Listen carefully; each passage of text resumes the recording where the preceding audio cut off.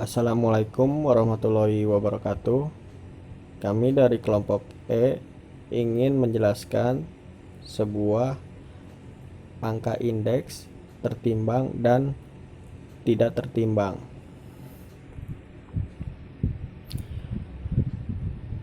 Perkenalkan, nama saya Muhammad Fatur Rahman Hakim, 12 19 24 81. Latar belakang. Angka indeks adalah peralatan statistik yang sangat populer guna mengukur perubahan atau melakukan perbandingan antar variabel ekonomi dan sosial. Perubahan atau perbandingan antar variabel dari waktu ke waktu dan yang ditanyakan dengan angka-angka indeks umumnya lebih mudah dimengerti. Dalam suatu analisis perekonomian, angka indeks mempunyai peranan yang sangat besar karena dapat digunakan untuk mengetahui besarnya laju inflasi maupun deflasi yang terjadi di negara tertentu. Angka indeks sebagai indikator yang penting untuk menentukan kebijakan apa yang harus diambil oleh pemerintah guna mengatasi permasalahan dalam perekonomian. Misalnya, dengan mengetahui perkembangan produksi suatu produk pada tahun sekarang dibandingkan dengan produksi yang tahun lalu atau perkembangan penduduk tahun sekarang dibandingkan tahun lalu, maka pemerintah akan dapat mengambil kebijakan untuk mengembangkan produksi produk tersebut dan mengatasi pertumbuhan penduduk yang terlalu cepat. Tujuan 1. Melengkapi dan memenuhi salah satu syarat untuk memperoleh nilai tugas mata kuliah statistika deskriptif. 2. Mahasiswa diharapkan dapat mengetahui lebih dalam mengenai angka indeks. 3. Mahasiswa dapat mengetahui kegunaan dan tujuan dari angka indeks. Untuk pembahasan, angka indeks adalah ukuran statistika yang menunjukkan perbandingan suatu kuantitas dengan yang lainnya.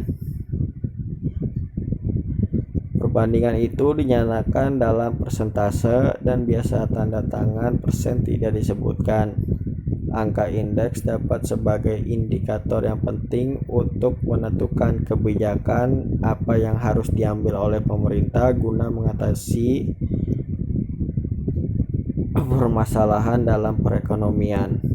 Misalnya, dengan mengetahui perkembangan produksi suatu produk pada tahun sekarang dibandingkan produksinya tahun lalu atau perkembangan produk tahun sekarang dibandingkan tahun lalu, maka akan dapat mengambil kebijakan untuk mengembangkan produksi produk tersebut dan mengatasi pertumbuhan penduduk yang terlalu cepat. Dalam menghitung angka indeks, waktu atau tahun yang lalu disebut tahun dasar, base period atau base year, yaitu waktu atau tahun yang dijadikan dasar untuk menentukan perkembangan suatu harga atau berfungsi sebagai waktu atau tahun perbandingan. Assalamualaikum warahmatullahi wabarakatuh. Perkenalkan, nama saya Hera Herunisa. NIM saya 12 19 40 45. Di sini saya akan melanjutkan penjelasan tentang pembahasan. Penentuan tahun dasar untuk menghitung angka indeks perlu memperhatikan 3 faktor, yaitu 1.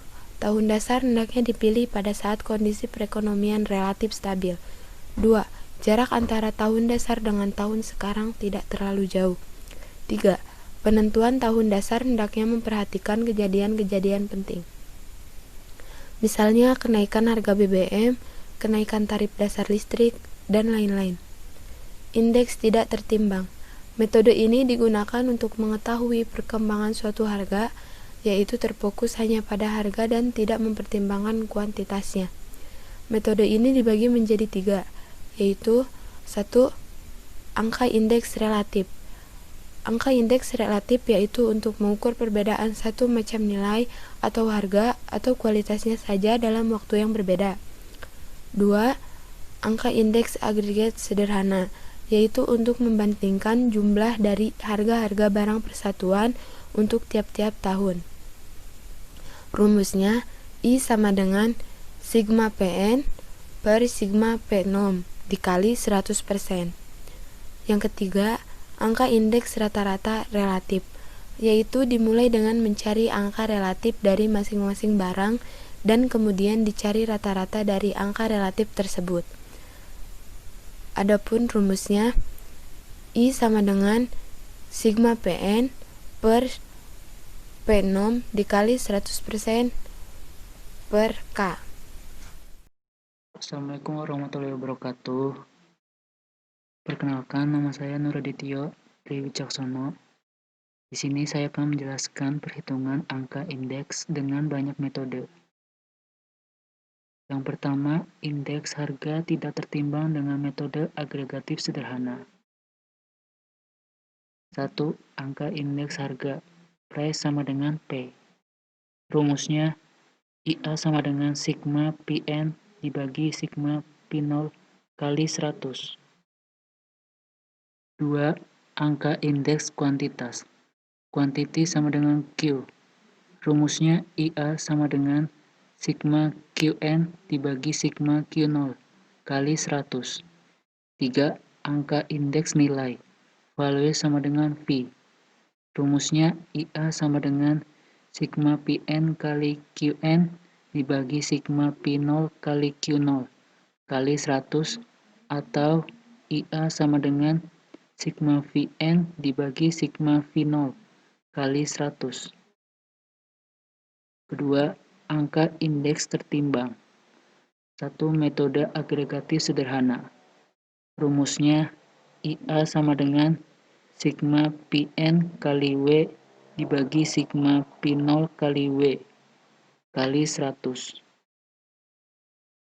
2. Metode Las-Peyres, yaitu angka indeks yang ditimbang dengan faktor penimbangnya kuantitas tahun dasar, Q0. Rumusnya IL sama dengan sigma Pn kali Q0 dibagi sigma P0 kali Q0 kali 100. 3. Metode Parse, yaitu angka indeks yang tertimbang dengan faktor penimbang kuantitas tahun N atau tahun yang dihitung angka indeksnya atau Qn. Rumusnya IP sama dengan sigma Pn kali Qn dibagi sigma P0 kali Qn kali 100. 4. Metode Dробиш and Bowley. Rumusnya ID sama dengan IL tambah IP dibagi 2. 5. Metode Irving-Fisher, yaitu menghitung indeks kompromi dengan cara mencari rata-rata ukur dari indeks Las-Peyres dan indeks Parse. Rumusnya IF sama dengan akar dari IL kali IP.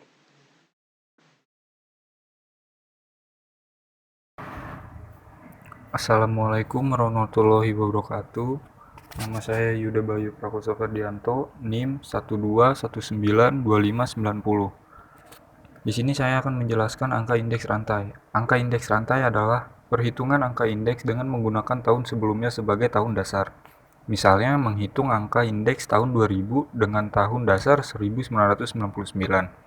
Angka indeks tahun 2001 dengan tahun 2000 dan angka indeks tahun 2002 dengan tahun dasarnya 2001. Di sini ada penjelasan gambar beserta angka harga. Indeks rantai dapat dihitung sebagai berikut. Indeks tahun 2000 sama dengan 500 per 500 dikali 100 dan seterusnya seperti ini. Nah, di sini saya akan membacakan apa itu statistika.